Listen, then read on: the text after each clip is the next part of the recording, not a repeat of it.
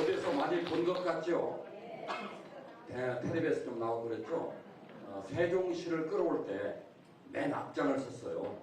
그래서 그때 이제 교수가 그런 거 만들 머리띠도 부르고 데모하면서 세종시를 끌어올 때 TV에 많이 나왔습니다. 그래서 아마 많은 분들이 알아보시는 것 같아요.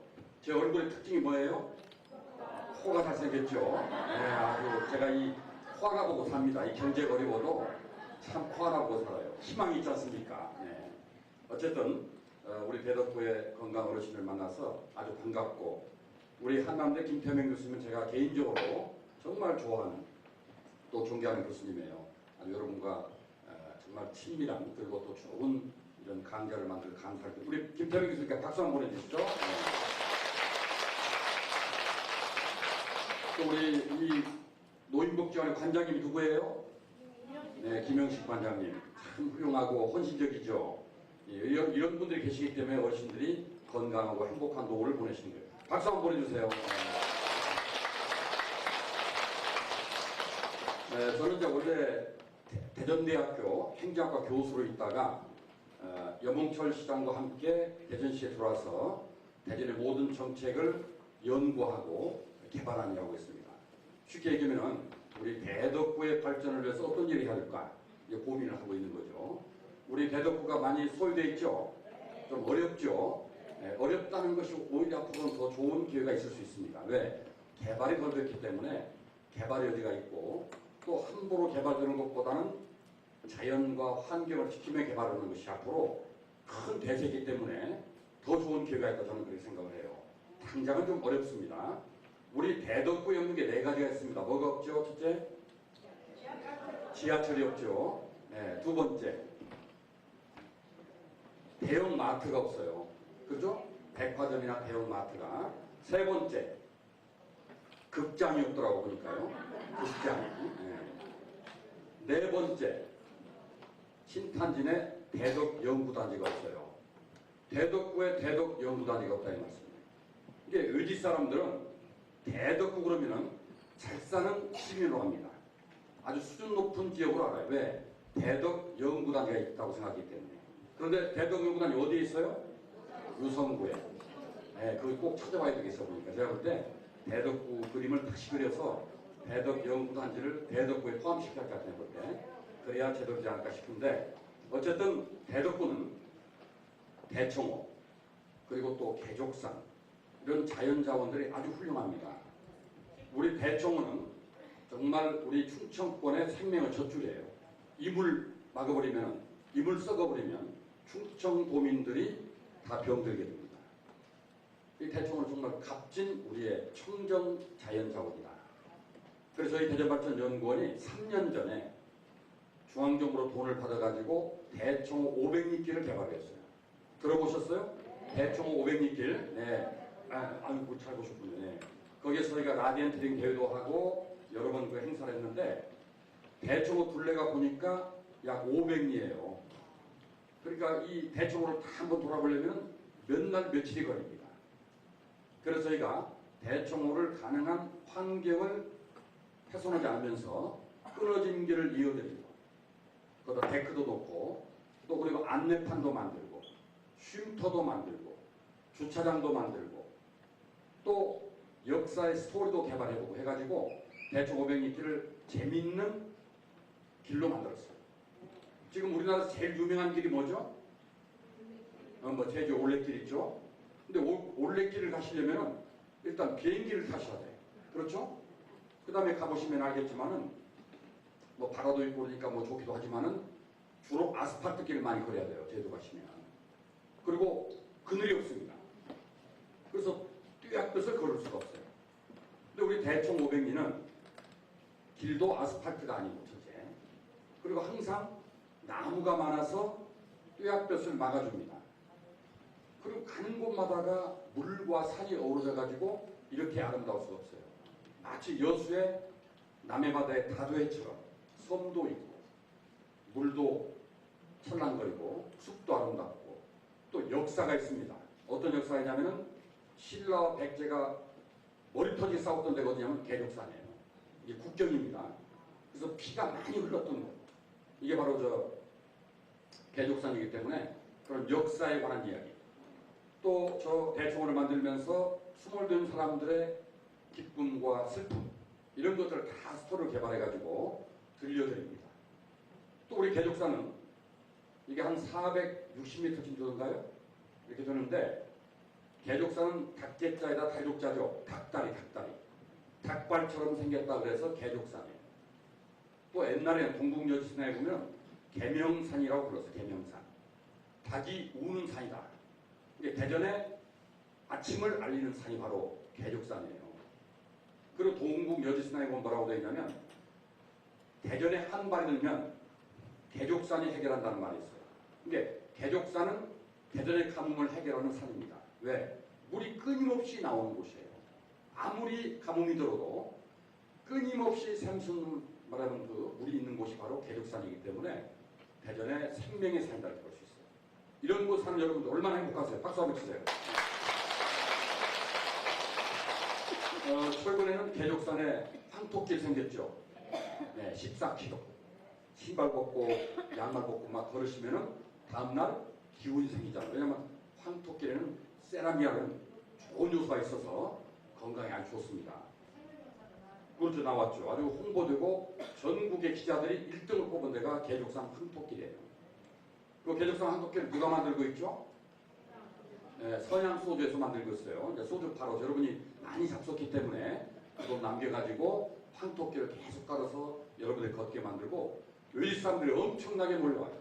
주말이면은 주차장이 별로 없죠. 그래가지고 길가에 차가 길배합니다. 빨리 주차장을 좀 만들어야 할 것 같아요.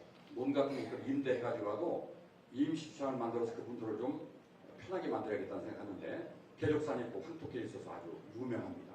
이런 것처럼 우리 대덕구는 풍부한 자연자원이 있다.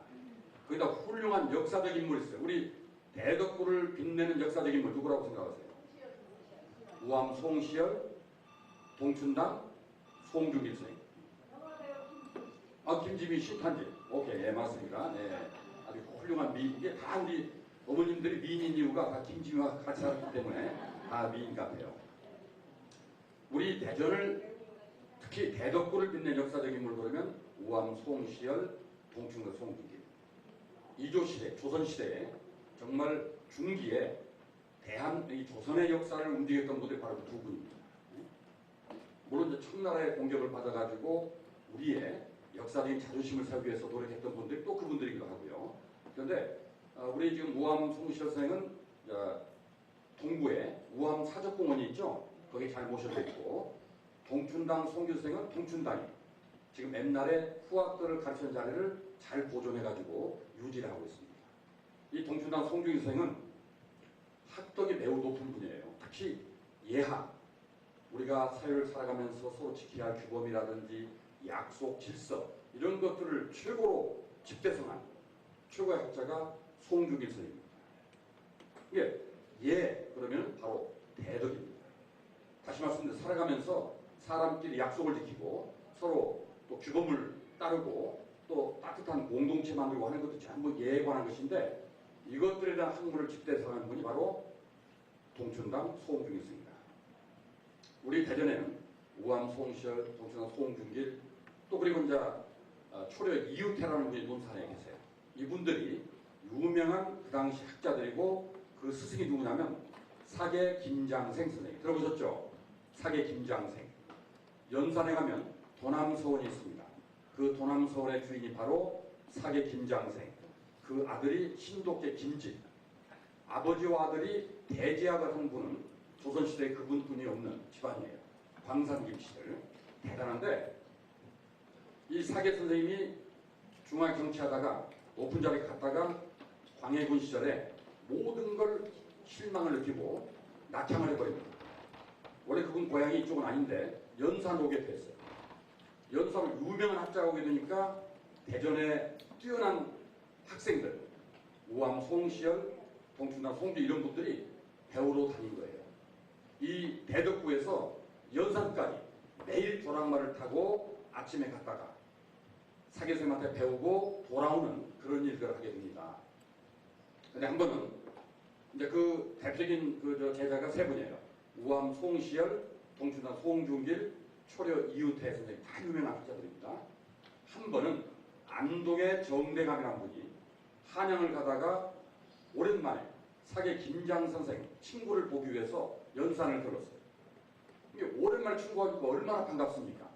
정말 오골계를 삶아서 아주 멋지게 대접을 했습니다. 연산 오골계 유명하죠? 연산 오골계 내가 내력도 나중에 설명을 드릴게요. 아주 정력과 미용에 좋은 게 바로 연산 오골계인데 잘 대접을 해드렸어요. 이제 술이 한 잔 딱 드니까 이 정대감이 뭐라고 하냐면, 혹시 내가 들어보니 우리 사계 선생님 밑에는 훌륭한 재래가 많다는데 우리 집에 관연한 딸이 하나 있다. 좀 제발 신랑감 좀 하나 추천해달라고 부탁을 한 거예요. 그러니까 사계 선생님이 뭐라고 하냐면 껄껄껄 웃으면서 뒷사랑채 가봐라. 공부를 하고 있는 세 놈이 있는데 그 중에 당신 마음에 든 사람을 골라봐라 이렇게 그래. 그러니까 그 양반이 갑자기 술을 먹다 말고 갓을 챙겨 쓰고 사랑채로 갔어요. 종의 안내를 받고 갔더니 맹자왈 공자왈 청량하게 입고 있더라. 글을 입고 있더라. 그러니까 이제 갑자기 종이 문을 열었어요. 공부하다가 갑자기 문이 열리니까 이제 세 사람이 문 밖을 쳐다보죠. 거기에 갓을 쓴 아주 대감님이 서 계시니까 깜짝 놀라죠. 이게 한 명이 얼른 뛰어나와서 머리를 조아리고 인사를 했어요. 한 명은 딱 쳐다보더니 누가 오거나 말거나 다시 공부를 깨려보고는 공부를 계속했어요. 네. 그리고 한 분은 고개로 가볍게 인사를 하고 하던 공부를 계속했습니다. 그 이상하거든. 세 명이 반응이 다 다른 거예요.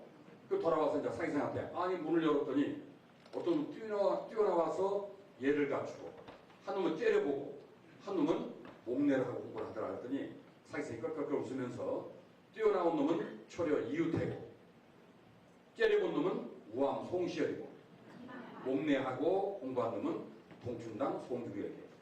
그 중에 어떤 놈이 마음에 드니 당신 마음대로 골라라 그랬어요. 여러분 같으면 누구를 보시겠어요? 세 번째 목례하고 공부한 분 현명하신 거예요. 그 대감님도 뛰어나와서 인사를 하는 것은 예의는 바르지만 너무 초랭이 방정 맞고 째려본 놈은 기분이 좀 나쁘죠. 그래서 세 번째 목례하고 공부를 한 예를 가지고 공부한 송중길을 사유로 삼았어요. 그래가지고 이제 사유로 삼아 잘 되기를 기대하는데 이 말하면 정대감이 항상 내가 정말 사유를 셋 중에 잘 골랐는가가 궁금한 거예요. 한 번은 이제 안동으로 초대를 했어요. 안동에는 무슨 강이 있죠? 낙동강이 있습니다. 낙동강. 여름에 이제 초청을 해가지고 방학 때 마음껏 처갓집에 오라 해가 친구를 데려오라고 했어요. 이 친구들이 뭐지 짬딱도 한번 먹고 아주 재밌게 놉니다. 더우니까 그때 수영복이 없으니까 옷을 홀라당 벗고 이제 막 낙동강 뛰어들어가서 멱도 감고 그랬어요. 그때 이제 정대감이 부인과 짜고 무슨 일을 했냐면은 종을 시켜서 지금 몇 감을 들어간 사람들 옷을 전부 걷어가지고 집으로 뛰어와라. 그럼 이제 어떻게 하는가 이렇게 해가지고 한번 숙제를 내봤어요. 이게 세 명이 다 멱을 감고 있는데 종이 가서는 옷을 다 싸가지고는 자 도련님 같이 그걸 갑니다 하고 갖고 뛰었어요. 그러니까 초려 이우태 선생은 얼른 뛰어나오더니 모래밭 속에 자기 몸을 감추더라. 이게 모래 찜하는 것처럼. 그리고 우암 송시열은 벌거벗은 뛰어나오더니 쫓아오더라는 거예요. 끝까지 마을까지 쫓아와가지고 투도로 패고 옷을 뺏어서 가져가는데 아줌마가 동네 아줌마 보고 나발까 옷 벗은 대로 뛰어나와 잡아가더라고요. 끝까지 그 사람은 용서를 안 해요. 근데 동춘단 송중길 선생님 뭐냐? 가져가나 말거나 계속 아무 일 없는 것처럼 유유자적하게 수행을 하더래요. 이걸 보면서 이 장이 뭐라고 생각했냐면 아마 높은 자리 갈 사람은 누구라고 생각해요? 거기서 가장 높은 자리 갈 사람. 네? 끝까지 뛰어와 sab은 놈. 우암 송시열일 것이다. 왜? 높은 자리 가려면요 남을 짓밟아야 돼. 그냥 되는 거 아니에요. 맞죠? 저 높은 자리 갈 때까지는 남의 눈물 많이 빼고 가는 거예요. 이게 항상 반성을 사래. 높은 자리 가면 저도 마찬가지고 저 때문에 눈물 흘리는 사람 많을 거예요. 그러니까 저도 반성을 사는데 높은 자리 간 사람은 집요하기 때문에 가는 거예요. 끝까지 옷을 찾아서 후도를 패서 차지하는 거예요. 그래서 이 정대감이 아마 높은 자리 가는 것은 송시일 것이다. 그러나 내가 정말 삶은 잘 얻었다. 왜? 저렇게 인격이 높고 여유가 있고 얼마나 멋져요. 그런데 그대로 됐어요. 우암 송철생은 영의정까지 말하자면 추징을 받았은 게 좌의정까지 지냈어요. 그래서 나중에 돌아가시고 나서 물론 사역을 넣었습니다. 그분이 저 제주도로 귀향 가다가 임금이 괘씸하니까 사역을 내라 해가지고 정읍에 사역을 드셨어요. 근데 사역을 원래 한 사발 들으면 돌아가셔야 되는데 먹고도 멀쩡히 버렸어요. 그 두 사발 먹더니 그래도 끄떡이 없어요. 왜? 워낙 기가 센 분이라 네 사발 다 쓰고 돌아있습니다. 그렇게 세신 분이에요. 우암 송철생이. 근데 높은 자리까지 간 분은 역시 우암 송시열이고 우리 통춘당 선생님은 2조 판서까지 지내셨는데 물론 장관이가 높죠. 그런데 나중에는 송시열 선생님과 뜻이 안 맞아가지고 낙향해가지고 후학을 기르고 그런 책을 만들었는데 그 책이 태극도서라는 책인데 지금으로 얘기하면 예법에 관한 질서에 관한 책입니다. 그래서 이 대덕이 정말 대한민국의 정신적인 뿌리다. 저는 그렇게 생각해요. 여러분 맞습니까? 박수 한번 보내주세요. 네. 지금 대전이 살력자본을 키운다고 지금 노력하고 있죠? 살력자본 들어보실 거예요. 살력자본이 뭐냐면 우리 시민 간에 신뢰하고 서로 믿고 배려하고 그리고 나누는 그런 따뜻한 공동체를 만들자는 것이 살력자본을 키우는 일입니다. 바로 그런 것의 뿌리가 동춘당 송중승이다 이 말고 있어요. 그러니까 대전의 살력자본의 뿌리가 바로 대덕이고 대한민국의 정신의 뿌리가 대전이고 대덕이고 또 아시아의 그 뿌리가 대덕이다 이렇게 말씀을 드리면서 제가 지금부터 준비된 강의를 가지고 한번 말씀을 드릴게요. 자, 다음. 지금 세상은 크게 변하고 있습니다.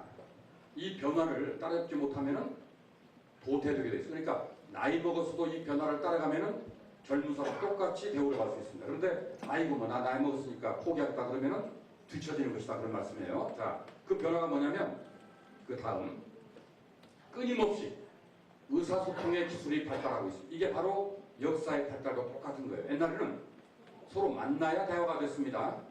그러다가 글이 발명되고 조회가 발명돼서 편지를 많이 썼어요. 어르신들 젊어서 편지 많이 썼죠? 연애편지 많이 썼죠? 지금도 갖고 계세요? 몰래?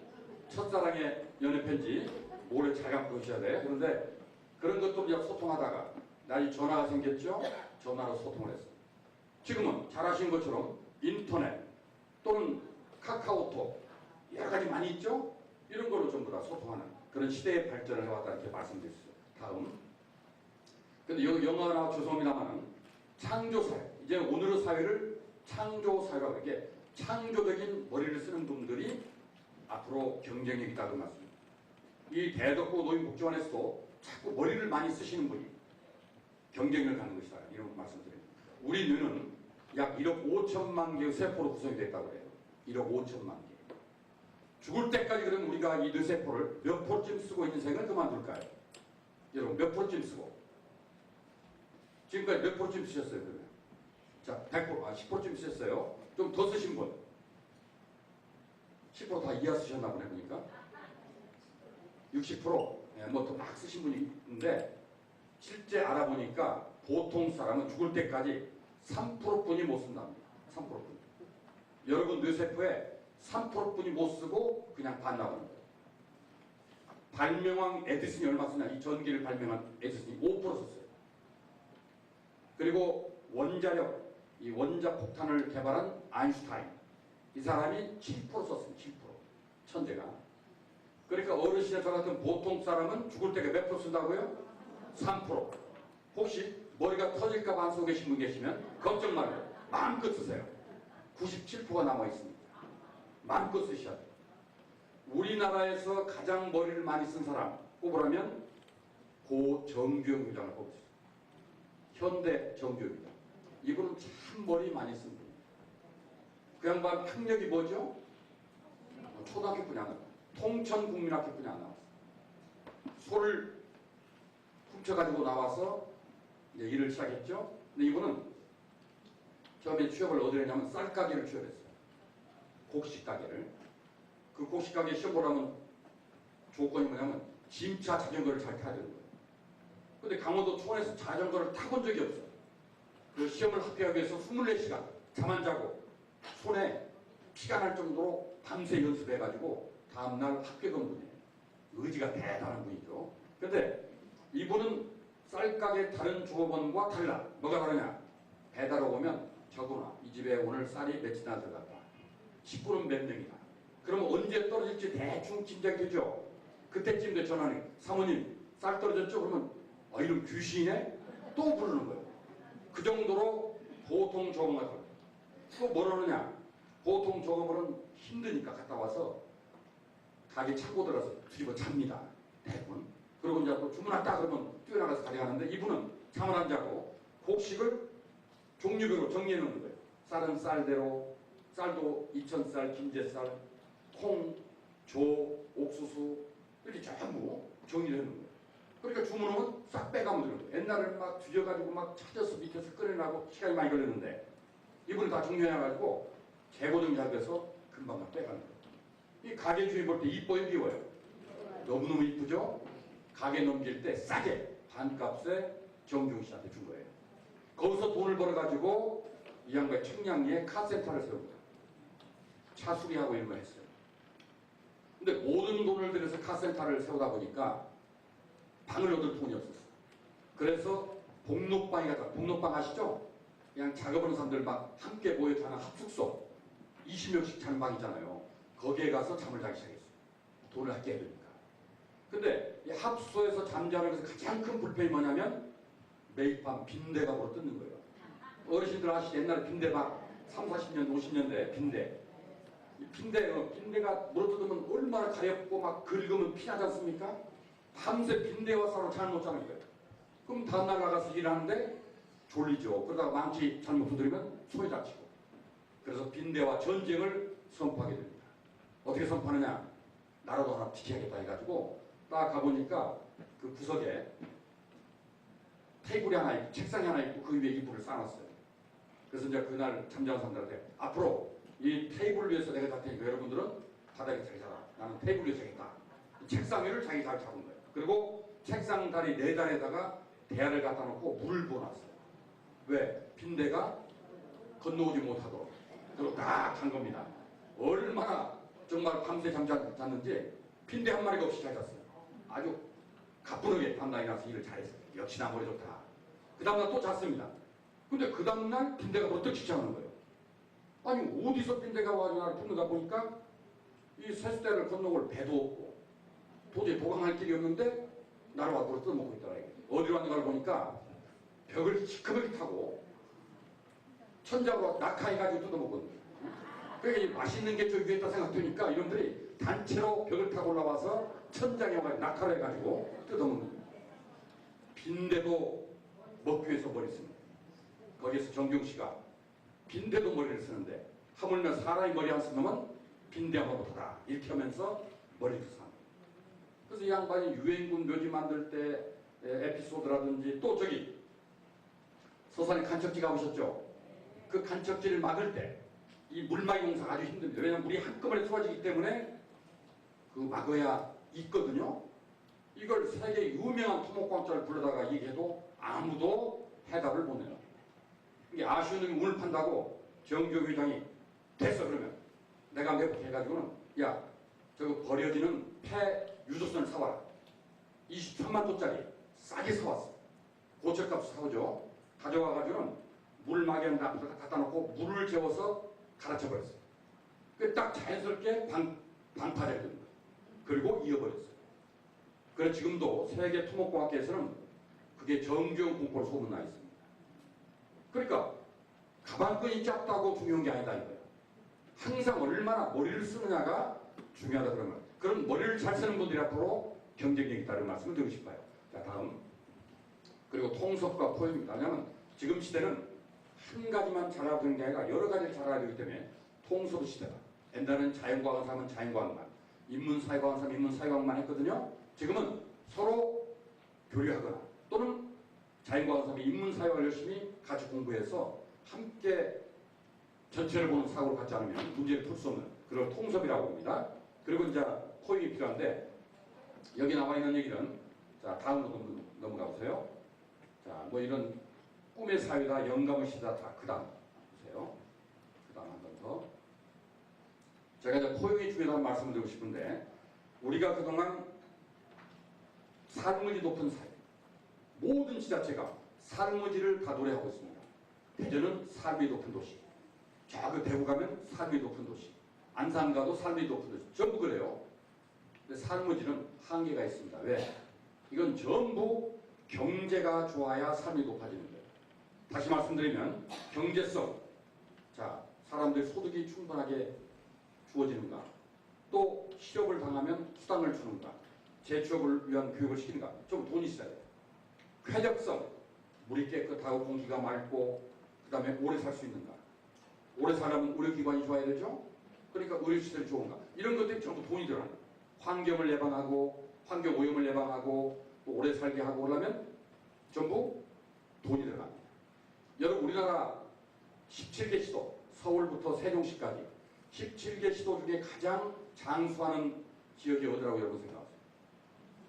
아니, 가장 오래 사는 지역, 서울, 부산, 대구, 광주, 전남, 충남, 강원도 다 제주까지 해서 17개 시도 중에 가장 장수하는 지역.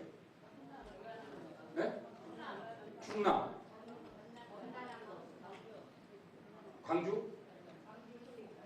광주 전남지.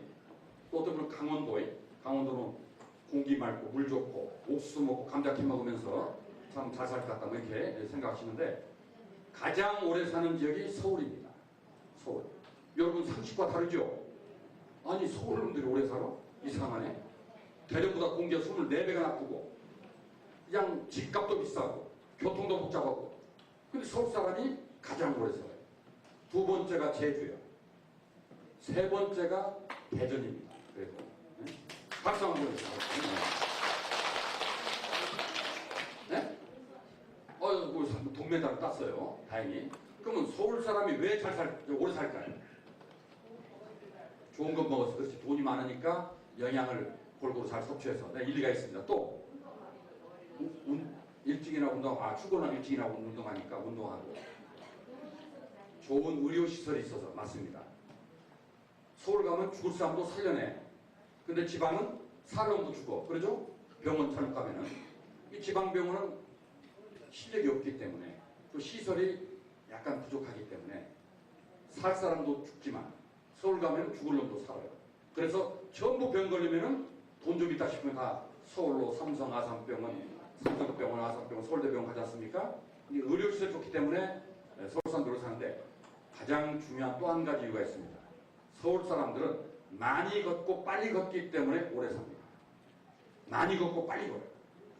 왜 많이 걷느냐? 대중교통을 많이 이용하기 때문에 그렇습니다. 서울은 대중교통 이용률이 60%가 넘어요. 대전은 30%가 안 됩니다. 왜? 우리는 대중교통이 잘 발달되어 있지 않기 때문에 전부 자가용을 몰고 다니면 이렇게 하고 있어요. 서울은 자가용은 불편합니다. 택시 타는 사람은 몸통구리야. 네? 서울서 택시 타는 건 시골 사람만 타. 못 모르니까. 대전 같은 줄 알고 탔다가 시간 많이 걸리고 돈 많이 내고 바보 취급당하고, 이게 가서 시간 약속 못 지킵니다. 택시 타면. 전부 서울 사람은 지하철 타요. 네? 빠르게. 그래서 서울 사람들은 시내버스 타거나 지하철을 많이 이용하기 때문에, 자, 지하철 타면 내려갔다가 올라갔다 환승을 하면 또 몇백 미터 걸어갔다 많이 그래. 그리고 버스 타려면 버스가 정류장에 서 있는 게 아니라 저 앞에 층 있으니까 뛰어가서 올라타야 돼요. 네? 그러니까 많이 뛰고 걷고, 그러니까 오래 사는 겁니다. 그래서 건강하려면 많이 걸어야 된다. 이게 미국 의대에서 나온 통계예요. 왜 뉴욕의 할아버지가 미국 시골에 사는 할아버지가 오래 살까? 이게 연구를 해봤습니다. 뉴욕의 할아버지가 오래 사는 이유는 대중교통을 많이 이용해서 많이 걷기 때문입니다. 특히 여러 어르신들은 바로 올라가면 뭐예요 이게? 계족산 많이 걸으세요. 그러나 무리하게 걷지 마세요. 막 정상까지 가서 야호 이렇게 하지 마시고 편한 데 갔다 돌아오세요. 무릎 아프고 괜히 힘들게 먼 데 올라가는 거 아닙니다. 가까운 데 오시고. 왜냐하면 다 하느님이 여러분의 지혜를 주셨어요. 우리가 나이 먹으면 머리가 까맣까맣 기억력이 많이 없어지죠. 나쁜 것을 기억하지 말라고 잊어버리게 만든 거예요. 네. 나쁜 거 다 기억하고 살면 병들어 죽습니다. 화나 죽어요. 그러니까 잊을 거 잊어버려야 돼요. 여러분 눈이 좀 가물가물 잘 안 보이시죠? 보지 말까 보지 말라고. 꼭 볼 것만 보라고 이렇게 눈이. 그렇죠. 네. 괜찮아요? 다행이시네. 귀가 좀 잘 안 들리시죠? 듣지 말 거 듣지 마세요. 누가 요구면 듣지 마세요. 그러라고 들으라고 들을 것만 들으라고 귀가 좀 덜 들리는 거예요. 나이 드시면은 딱딱한 거 못 씹죠? 왜? 위가 소화를 못 시켜. 그래서 이빨이 약해지는 거예요. 여는 거 씹으라고. 그리고 걸음도 약간 좀 늦어지죠? 멀리 다니지 말라고. 왜? 사고 나니까. 그래서 다 하느님이 주신 이유가 있어요.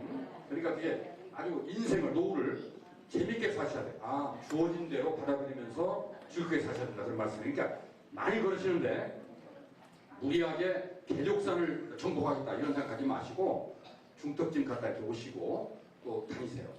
노후에 가장 중요한 것은 행복에 가장 중요한 게 돈도 중요하지만 가장 중요한 친구입니다. 친구.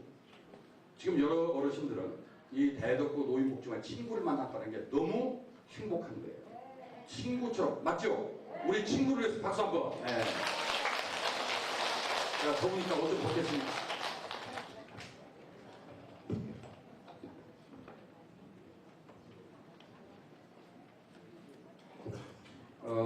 특히 여자가 나이 50 넘고 필요한 필수품 5가지가 있답니다.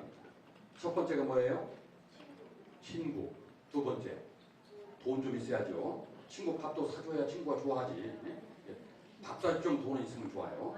세 번째는 건강해야 돼. 그래 같이 친구가 다니죠. 네 번째는 딸이 하면서 딸이 그래도 엄마를 제일 잘 기하는 사람. 이 아들 가진 사람들은 목메달. 그러죠? 딸을 가져야 금메달이요.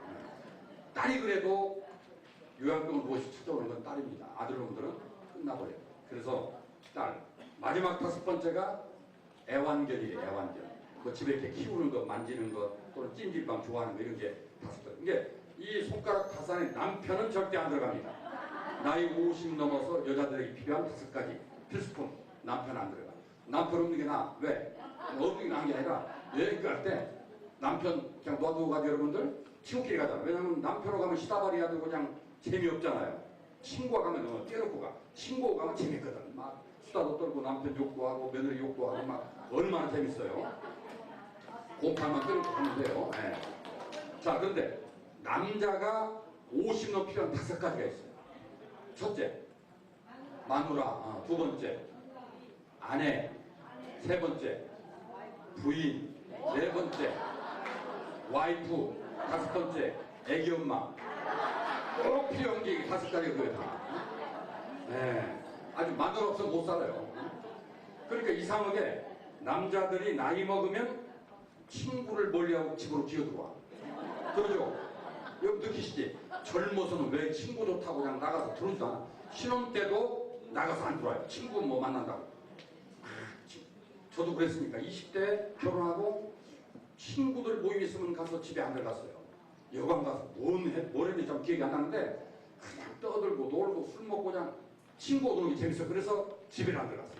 근데 나이 50 넘으면 슬슬 집으로 기어 들어갑니다. 왜? 자, 돈 떨어지죠? 두 번째, 친구와 비교가 돼. 누구는 직장 잘 다니고 있고 나는 안 다니고 있고 뭐 어쩌고저쩌고 그러니까 집으로 기어 들어갑니다. 근데 여자는 젊어서 친구를 못 만나. 왜? 애 낳아야지, 애 키워야지, 학교 보내지. 정신없죠? 남편 뒷발. 그러니까 오로지 거기에 목매다 보니까 어릴 때 친구들, 학교 때 친구 다 잊어버려요. 근데 어떤 친구를 만나면 사회에서 만난 친구, 애 때문에 학부모에서 만난 친구, 또 이렇게 헬스장에 만난 친구 이렇게 만나서 이게 나중에 슬슬 가깝게 되면서 50 넘으면 남편보다 더 좋은 게 친구. 그 친구와 놀러 다니는 거. 이게 아주 행복의 중요한 요소라고. 그래서 참 행복한 것은 돈도 중요하지만은 친구가 중요하다.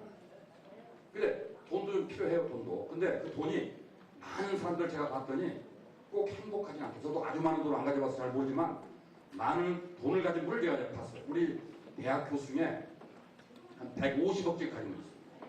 어마어마하죠? 150억이면 우리가 15억에도 큰 돈인데 150억. 근데 그분이 하는 일이 뭐냐면 강의하고 나오자마자 막 전화기가 통장 여기다 넣었다 뺐다 넣었다, 통장이 27개예요. 돈을 여기다 넣었다 뺐다 여기다 넣었다 뺐다 막 이거 하느라고 정신이 없더라고. 점심 먹을 시간이 없어. 짜장면 시켜 먹더라고. 150억인데 짜장면 시켜 먹어요. 네? 나중에 위안거리에 죽을 거예요. 돈도 못 쓰고. 그러니까 돈이 아주 많은 것이 꼭 좋은 건 아니더라. 근데 어느 정도 돈이 있어야 돼. 뭐냐? 저는 소망이 정년퇴직하고 친구 밥 사줄 정도 돈만 있으면 좋겠어요. 예? 예, 그래야 되니까. 친구들 밥 사줄 정도. 얻어먹지 않고 밥 사주면 얼마나 좋겠어요. 이제 그 정도만 돈 가지면 되니까 욕심 부리지 말고. 아까 우리 김태배 교수님, 관장님 얘기했지만 절대 나이 먹어서 돈은 자식한테 빨리 물려주는 것, 늦게 물려주는 것. 그거 다 가르쳤다면서요? 늦게 물려주는 거. 하여간 빨리 물려주고 가슴 치는 분들이 많죠. 맞죠? 머리가 트였다고 자식들도 빨리 돈을 물려주면 기반을 쌓아서 잘 될 수 있죠. 응? 정말 믿을 만하니까 이제 빨리 물려줬겠지. 어떤 분이 정말 머리가 빨리 트인 분이에요. 2남 1녀를 뒀는데 재산을 골고루 일찍 나눠줬어요. 그리고 자기 이제 덜렁 전세값만 가지고 살게 된 겁니다. 자식들이 막 이렇게 훌륭한 부모님 없다는 건 뭐 아버님이 좀 뭐 머리가 트이셔서 우리 자식들한테 빨리 이렇게 배분했다는 건 칭찬이 자자했어요. 그런데 이분이 뇌졸중으로 쓰러져 버렸어요. 남편분이. 요양병을 가게 됐어요. 그러니까 자식 셋이 모여서 회의해가지고 야 우리가 아버님을 잘 모시자. 그래서 이제 돈을 셋이 걷어가지고 요양돈을 대고 이제 주말마다 서로 교대로 이제 다니는 거예요. 이게 6개월 지나니까 막내 아들하고 딸이 떨어지더라고요. 아들만 남아. 왜? 장남은 의무감이 있으니까. 한 1년 전 이놈도 이제 떨어지기 시작해. 네, 장병이 그저 없다고 하잖아요. 떨어지고 안 나타나고 돈도 안 되는 거예요. 얼마나 후회스럽습니까? 돈을 일찍 물리는 게. 그런데 이제 한 번은 오랜만에 딸이 아직 안 돌아가셨나 부답으로 왔어. 그 딸은 그래도 양심이 있으니까 오는가 봐요. 왔을 때 이제 엄마가 아빠하고 짠 게 있어. 그래가지고 참 여보 그 안 산 땅은 어떻게 하지? 안 샀다. 그러니까 딸이 귀가 번쩍 뜨이지. 아이고 아직도 땅이 남았구나. 이건 얼른 돌아가 오빠들한테 가서 오빠 큰일 났어. 보니까 우리 돈을 다 나눈 줄 알았더니 안 사네 아직 땅이 있대. 여보 잘해야겠다 우리 오빠. 그러니까 아 그래? 그냥 매주 또 내라는 거야. 막 가서 막 다리 굴러드리고 막 아주 막 좀 맛있는 거 사다 드리고. 이분이 돌아가셨어요. 돌아가시고 이제 바로 땅 달라고 못 오니까 49제 지내면 이제 엄마한테 큰아들이 그럽니다. 참 엄마 들어보니까 안산에 땅이 있다던데 좀 이제 문서 좀 내놓으시죠. 그러니까 뭐? 아 그거 안산 땅 그때 살려다가 안산 땅 그거야. 아주 머리가 좋으신 분이죠. 옆에부터 좀 그렇게 지혜롭게 사셔. 그래서 돈 아이가 꽉 갖고 계시다가 집에 올 때마다 그때 용돈을 주시죠. 그러면 열심히 옵니다. 매주 옵니다. 올 때마다 10만 원, 네? 예를 들면 5만 원 주면 매주 오니까 그렇게 행복하게 사시고 이 삶이라는 건 안전성, 편의성 전부 돈이더라고요. 그래서 최근에는 꼭 돈이 많다고 행복은 아니기 때문에 최근에 사회 질이라는 말로 바꿨습니다. 우리 지역사회 발전의 목표 그리고 국가의 발전의 목표가 좀 품격이 있어야겠다 이거예요. 돈, 천박한 돈만 강조하지 말고 돈 많은 나라 꼭 행복은 아니에요. 보니까 일본 놈들, 아니 놈이라 미안합니다. 입에 배가 아니고 일본 사람들이 전 세계 가장 불행한 사람들. 근데 돈은 제일 많아요. 왜 불행하냐? 죽도록 새벽부터 밤늦게 일만 하고 돈을 쓸 시간도 없고 아주 여유가 없는 삶을 살기 때문에 불행하다는 거예요. 이게 돈이 꼭 많다는 건 아니다. 그래서 우리 사회질, 사회경제적으로 안전해야 되고 또 서로 공동체의식을 가져야 되고 그 다음에 포용성. 이제 우리 주변에 다문화 가정이 많습니다. 그렇죠? 캄보디아 처녀, 필리핀 처녀, 베트남 처녀, 라오스 처녀 이 사람들 고마운 분들이에요. 왜냐하면 우리 총각들이 장가를 못 가는 걸 해결해 준 분들이에요. 그러니까 시커멓다고 무시하지 말고 말이 안 통한다고 따돌리지 말고 끌어안고 따뜻하게 우리 딸처럼 우리 며느리처럼 해주셔야 돼요. 왜? 그분들이 그런 소외감을 느끼지 않아야 우리 한국에서 잘 살 것이고 아들에게, 자식들에게 한국에 대한 증오심, 안심을 준다니까요. 만약 여러분들이 그들을 소외감을 주고 배척하고 그러면 아이들이 뭘 시켰어요? 한국이라는 나라는 나쁜 나라다. 너 커서 복수하라 이렇게 할 거예요. 그러니까 따뜻하게 만드셔야 돼요. 지금 미국의 대통령이 누구예요? 오바마죠. 흑인이죠. 앞으로 우리나라 대통령 다문화가 되어 나올 확률이 높습니다. 왜 그런 줄 아세요? 남한과 북한이 언젠가는 통일이 될 거예요. 그게 이제 10년일지 20년일지 30년 모르겠는데 통일되면 자 대통령 누구 시킬까? 북한 사람들 절대 남한 사람 안 찍어. 그렇겠죠? 남한 사람 죽어도 북한 사람 안 찍을 거예요. 그럼 누가 되냐? 다문화가 되는 거예요. 아시겠어요? 그러니까 다문화들 잘 이렇게 따뜻하게. 세상에 가장 바보스러운 여자가 셋 있어요. 아들을 내 자식이라고 여기는 사람. 그러죠? 두 번째 며느리를 딸이라고 여기는 사람. 세 번째 며느리 남편을 내 아들이라고 생각하는 사람. 이게 삼바보라고 해요. 그러지 말고 이웃집들 차라리 다문화가 된 아이들을 내 며느리처럼 내 딸처럼 해주면 복을 받으십니다. 나중에 우리 아이들이 큰 복을 받게 돼요. 잘해주세요. 그게 포용성입니다. 세 번째 영능성은 우리가 이런 노인 그 복지관에서 배웠던 것들을 혼자만 갖지 말고 나눠 가져야 돼. 자원봉사도 하고 나눠. 옛날에 배워서 뭐라고 그래? 배워서 남주라 그랬는데 요새 바뀌었어. 배워서 남주자. 남주자로 바뀌었어요. 배우면 자기 배운 걸 나눠서 가져야 돼. 그러면 기쁨이 넘쳐납니다. 다음 리더가 중요해요. 우리 작은 개모임에서도 리더가 누구에 따라서 모임이 살고 죽고 그리고 조직도 어느 회사도 리더가 중요하고 하물며 나라는 말할 것도 없어. 대통령이 누구냐에 따라서 나라가 흥하기도 하고 망하기도 하는 거예요. 우리가 60년대를 비교하면 우리 김태명 교수님 필리핀에서 공부하셨는데 그 당시 필리핀 대통령이 60년대 누구였죠? 마르코스. 우리가 대통령 그 당시 박정희. 이 두 사람을 비교해보세요. 한 나라는 마르코스한 리더를 만나서 망해버렸고 지금 우리나라로 시집오고 있으니까. 필리핀이 옛날에는 6.25 전쟁 때 군대를 보내준 나라예요. 고마운 나라예요. 그렇죠? 여러분 장충체육관 있죠? 저기 서울에. 그 장충체육관을 지은 기술자가 필리핀 기술자예요. 그 정도로 발달된 나라에는 지금은 완전히 빈공국으로 전락해 있어요. 아주 가난한 나라입니다. 살 수가 없어요. 왜? 리더를 잘못 만났어요. 근데 우리는 그래도 박정희라는 대통령, 뭐 정치적으로는 약간 논란을 얘기했지만은 그 대통령을 만나서 지금 밥솥 하나 뜨고 있는 거예요. 그렇죠? 그래서 밥솥과 대통령 제가 그 관계를 좀 잠깐 소개해드리면 이승만 대통령이 독립투쟁을 해가지고 일제로 또 밥솥을 찾아왔어요. 뺏겼던 밥솥을 찾아와서 밥을 지어먹기 시작했어. 그러다가 박정희 대통령 때 새마을운동 잘 살고 잘 살고서 새벽 좀 울렸네. 막 근면자격동 해가지고 열심히 우리가 일해가지고 밥을 잔뜩 지어놨어요. 그 전두환이 갑자기 나타나가지고 밥을 다 퍼먹었어요. 이 전두환이는 쓰기를 좋아해요. 쓰기를. 밥을 막 넣어주고 막 나무 주고 막 아주 배포가 좋습니다. 뻐거지라든가 그냥 뭐 그냥 잘 다 퍼먹어버렸어요. 노태우가 딱 받아보니까 누룽지만 나요. 누룽지만. 그래서 노태우도 욕심이 많은 사람이 그때 막 박박 긁어먹었어요. 박박 긁다 보니까 솥단지 구멍이 났어요. 구멍이. 요걸 김영삼이가 받았어요. 그 구멍이 났던 바로 차버렸어. 그래서 IMF를 맞이한 거예요. 솥단지 잊어버려가지고. 그래가지고는 김대중 씨가 딱 들어서가지고 원래 김대중 씨는 빨갱이로 알았잖아요. 그래서 사람들이 안 좋아하고 안 찍으려고 그러는데 가만히 있니까 영어 좀 몇 마디 하거든. 계속 깡드시고 어쩌고저쩌고 우리나라가 좀 어려우니까 도와달라. 저 사람 영어 하는 거 보니까 돈 좀 빌려오겠다 싶어가지고 찍어줬어. 응? 그래가지고 영어 해가지고 뭐 일본어 해가지고 일제 중고 전자 코끼리 밥통을 사왔어요. 얻어왔어요. 어? 얻어와서 그놈으로 근육이 끓여 먹었어. 금목이었지 그때 막. 그럼 국민들이 맞아요. 다 이제 금목하고 우리 한마음 한뜻이 돼가지고 콩깍지 나눠 먹고 해서 IMF 잘 극복했죠.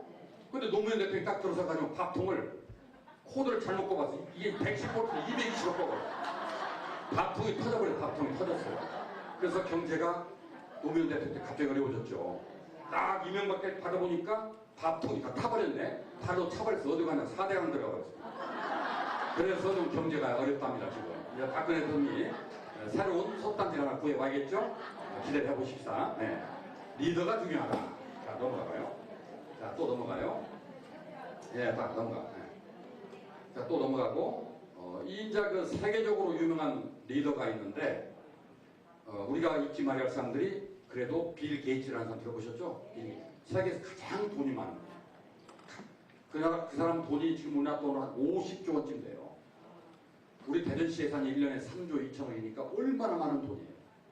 이분이 더 훌륭한 것은 자기 재산의 99%를 사회에다가 기부를 해놨어요.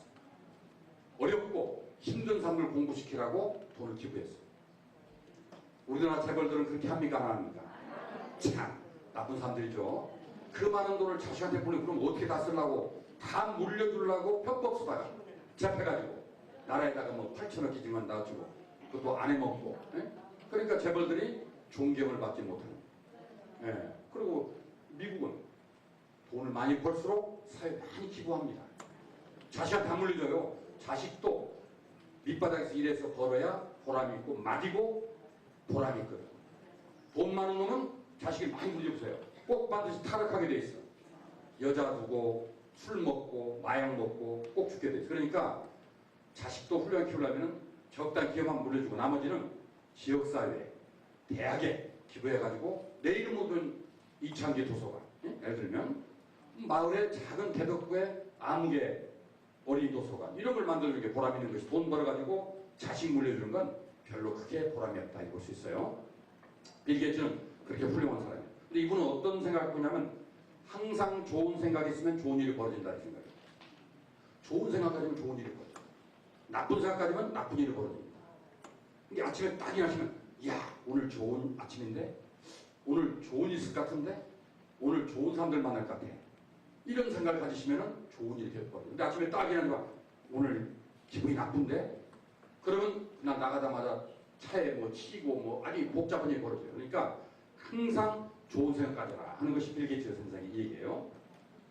손정희는 제일교포 3세인데 이 사람은 일본에서 아주 재벌 중에 재벌입니다. 일본 사람들이 무시 못하는 조센지 돈이 많으니까 후쿠오카 야구단을 갖고 있을 정도고 소프트뱅크라는 회사를 갖고 있는데 이 사람이 성공한 비결은 뭐냐면 인류 공수군이에요. 1등 아닌 곳은 가지 말자. 내가 1등 한 골을 가는 거고 2등 하는 것도 안 가요. 내 자식도 1등 한 골만 보내. 대학 우리나라 제일 좋은 대학이 어디예요? 서울대. 거기 가서 꼴등한 놈은 나와서도 꼴등 인생을 삽니다.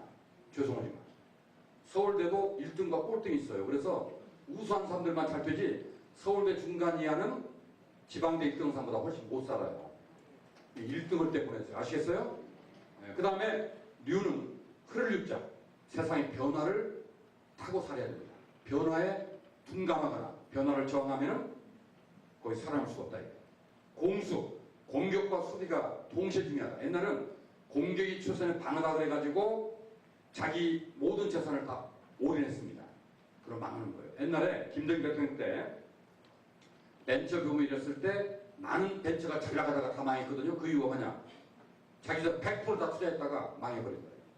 이게 망할 걸 대비해 30%씩 남겨놔야 되거든. 이 70% 투자하고 30% 남겨놓고 있다가 잘못되면 30% 다시 일어서야 되는데 다 투자했다 망해버린 거예요. 그 좀 공격과 수비를 잘해야 된다. 마지막 군자는 무리군자입니다. 사람은 절대 혼자 살 수가 없어요. 이렇게 같이 어울려 사는 겁니다. 제가 3분의 1 행복법칙을 3분의 1이라고 그러는데 나 혼자 내 가족과 행복하기는 너무 쉬워요. 여러분 돈 있고 안전하면 건강하면 우리 가족끼리 행복한 건 아무것도 아닙니다. 근데 나만 행복하다고 웃을 수가 없어. 왜? 내 가까운 친척과 친구가 어려우면 혼자 화장실에 웃어야 돼. 행복해도. 그렇죠? 그러니까 내 가까운 이웃이 행복해야 나도 행복하다는 얘기 할 수 있는 거예요. 조금 더 생각해보면 잘 모르는 사람도 행복해야 내가 행복하다고 웃을 수 있는 거예요. 모르는 사람들이 나만 행복하면 나를 범죄의 대상 삼거나 내 걸 독주하면 안 되니까 나도 모르는 사람까지 행복해야 되는 게 3분의 1은 나와 내가 행복해야 되고 3분의 2는 가까운 친척과 친구도 행복해야 되고 3분의 3은 모든 사람까지 행복해야만이 온전한 행복이 이루어지는 것이다. 그게 3분의 1 법칙이에요. 아시겠어요? 네. 행복은 나누셔야 됩니다. 그래서 항상 더불어 산다. 나는 다른 사람과 함께 사는 것이 더 행복하고 보람이다. 이런 느낌을 가셔야 돼요. 나이 드셔서 가장 고통스러운 게 경제적인 고통이죠. 돈 없는 게 제일 힘드시죠. 그래서 우리 지금 대구 노인복지관에서 일자리를 많이 만들어드리는데 한계가 있습니다만은 자 경제적 고통이 커요. 그 다음에 아픈 고통, 병고 자주 아프시죠. 병원을 문을 달고 사십니다. 나이 들면 어쩔 수가 없어요. 세 번째가 뭐냐? 고독고라는 게 고독고. 외로워서 못 살겠다는 말씀 많이 해요. 그래서 이런 복지관을 많이 나오십니다. 마지막 네 번째가 뭐냐면 무의고라고 해요. 아무것도 할 일 없는 것이 또 힘들다는 거예요. 그냥 돈 안 벌어서 오니까 일거리 있으면 좋겠다. 이런 말씀들을 하거든요. 그러니까 이런 데 나오셔서 친구도 사귀시고 남을 돕는 일거리도 만들고 이러시면은 노후를 행복하게 볼 수 있다. 이렇게 말씀드릴 수 있어요. 다음 또 넘어가고 시간이 없으니까 조금 제가 자 여기인데 지금 우리가 앞으로 미래 사회를 보면 가장 중요한 게 뭐냐면 변화 중에 아시아로 힘이 몰려오고 있다는 겁니다. 지금까지는 세계를 지배한 나라가 어디죠? 미국이었어요. 앞으로는 중국이 지배합니다. 중국이 지배하는 시대가 와요. 왜? 뭐 인구도 많고 자원도 많고 그 다음에 철학이 미국의 철학은 천박한 자본주의거든요. 근데 이 중국의 자본주의는 유교적 자본주의입니다. 유교적 자본주의. 이 유교적 자본주의는 더불어 함께 사는 사회. 미국의 자본주의는 나고자를 버리고 가는 자본주의입니다. 잘난 놈만 사는 자본주의예요. 그래서 중국의 자본주의가 앞으로 뜰 거고 그런 문화를 갖고 있는 한국과 일본이 맨 앞에 설 것이다. 이렇게 우리가 기대해 보는 겁니다. 자, 다음. 특히 환경이 지금 어렵습니다. 여러분 앞으로 자본이 지금 고갈돼서 석유는 40년 파먹으면 다 없어져요. 그리고 석탄도 한 200년 파먹지만 요새 연탄 따라면 떼겠어요? 연탄 가스 때문에 안 떼시죠. 그래서 이제 원자력 뭐 이런 걸로 의존해야 되는데 에너지를 아껴 써야 되는 그런 문제가 있어요. 또 그리고 물 부족이 심각합니다. 지금 우리나라도 물 부족 국가인데 여러분은 물을 지금 마음껏 쓰고 계시죠? 근데 물 부족 국가예요. 왜? 그만큼 지금 먹을 만한 물이 없다 이렇게 볼 수 있어요. 전 세계 인구 중 10명 중에 2명이 물을 못 먹어서 힘들고 약 6명이 나쁜 물을 먹고 있다 이렇게 보시면 돼요. 지금 우리나라도 지하수가 지금 고갈되어 가고 있습니다. 논이 갑자기 꺼지죠? 그 이유가 지하수가 부족해서 그래요. 우리는 다행히 대청과 있고 계력상이 있어서 물을 풍부하게 잡수고 계시지만은 앞으로 물 부족이 심각할 겁니다. 온실가스 많이 나오죠. 에너지 소비 증가. 그래서 앞으로 환경 문제가 아주 중요한 미래의 문제로 등장할 거다. 다음. 그래서 제가 이제 생각하는 것은 아시아 사람들, 특히 한국과 중국과 일본이 이제 앞에 서야 되니까 이분들이 안전하고 행복한 공동체를 만들면 좋겠다는 그런 생각을 갖고 있는 거예요. 다음 조금 넘기면 제가 또 넘어갈까요? 그럼 시간이 다 됐으니까 좀 넘어가면 그림을 좀 보여드리면서 오케이. 자 그래서 우리가 일본과 한국과 좋은 관계를 맺기 위해서 저희 대전발전연구원에서는 일본에 우리와 비슷하고 좀 배울 만한 도시를 찾아봤더니 후쿠오카라는 도시가 있어요. 들어보셨죠? 네, 여기서 가깝습니다. 부산에서 배 타고 가도 2시간이면 가요. 배 타고. 그저 코비호라는 날아다니는 거 있죠. 배. 거기다 2시간이면 가고 비행기 타면 1시간이면 가는데 후쿠오카 인구가 150만. 우리 대전 인구가 153만. 비슷해요. 그런데 후쿠오카는 상당히 경제가 발전돼 있고 외국 사람들이 많이 찾는 국제도시입니다. 우리 대전도 그런 도시가 됐으면 좋겠다 싶어서 후쿠오카하고 지금 저희가 교류를 하고 있습니다. 연구원도 우리가 받고 우리도 보내고 그러면서 후쿠오카와 좋은 관계를 맺으려고 노력하고 있어요. 다음. 제가 가서 그때 일본에 특강을 했는데 물론 제가 이제 한국말을 하고 일본 통역을 하죠. 거기에 오신 일본 청중이 어떤 사람들이냐. 자기 돈을 내고 등록한 시민들. 깜짝 놀랐습니다. 우리나라 같으면은 일본에서 강사를 모시 특강한다면은 일부러 동원을 해야 되겠죠. 점심 살 때 오십시오고 동원을 해야 돼요. 근데 일본은 한 달 전에 공고를 해요. 대전발전연구원장 이창기 오는데 강의를 듣고 싶은 사람들 접수하라. 선착순. 회비 10,000원. 10,000원 내고 와서 앉아 듣는 거예요. 그래서 제가 지속가능한 도시가 무엇이고 대전 옆에 세종시가 와서 대전이 앞으로 얼마나 클 것인가를 얘기해 줬어요. 세종시가 왔다는 걸 깜짝 놀라더라고. 왜? 어떻게 수도로 옮겼냐. 이 수도 옮긴 거 지금 우리 실감이 안 나지만은 엄청나니까 앞으로 여러분과 여러분 자손들은 수도 시민입니다. 지금 이게. 예? 세종시가 와서 수도 시민이 되는 거예요. 예? 너무 대단하고 지금 인구도 엄청 몰려올 것으로 지금 기대가 되고 있어요. 수도권에서 많이 내려올 겁니다. 이게 대전과 세종이 대한민국의 중심이 되는 거예요. 깜짝 놀란 사람들. 어떻게 그걸 끌어왔냐고. 그거 배우려면 나한테 찾아오라고 그랬지. 내가 노하우를 갖고 있다. 그런 얘기 했는데 이 사람들은 옮겨온 이유를 이렇게 알고 있더라고요. 아, 서울이 북한에 공격되면 위험하니까 옮겼지 이렇게 물어보더라고요. 맞아요? 위험합니까 우리? 안 위험하니까 다 서울 살고 있잖아요. 1,000만 명이. 2,000만 명이 넘게 지금 경기도에 살고 있잖아. 북한 전혀 안 무서운가 우리 사람들. 그렇죠? 전쟁 난다고 생각도 안 해. 그런데 외국 사람들 볼 때는 얼마나 위험하다고 생각하는지 몰라요. 저 북한이 장사정포를 온갖 무기를 갖고 있는데 턱 밑에 살고 있다는 게 배짱 좋다고 생각하는 거예요. 한국 사람들 배짱 좋은 사람들이 정말로. 근데 옮겨와야 됩니다. 북한과 앞으로 통일하든 앞으로 전쟁을 안 난다 하더라도 서울의 인구를 뺏을 분산을 해야지. 다 몰려가 있는 것은 끊임없이 북한의 약점이 잡히는 거예요. 너 한 방 터뜨려? 옴짝이 갖다 받쳐야 되는 거예요. 너 서울 불바다 만들까? 갖다 받쳐야 되는 거예요. 그러니까 분산해서 부산, 광주, 대구, 대전 골고루 많이 흩어져 살면은 좋은 나라 되는 겁니다. 맞죠? 박수 한번 칩시다 여기서. 다음 이건 나가사키 대학 다음. 그리고 제가 이제 또 한 곳 중국을 앞으로 뜨는 나라니까 생각 어떤 중국 도시와 교류할까 생각해 보니까 이름이 좀 비슷한 도시가 있어요. 대련, 따렌이라고 이제 중말로 하는데 대련이 우리와 좀 비슷한 나라. 왜냐면은 인구는 600만. 근데 그건 워낙 머리 쪽수가 많으니까 인구로 비교하면 안 돼요. 막 도시 하나가 몇백만. 그러니까 대련을 제가 중시한 건 대련이 국제도시입니다.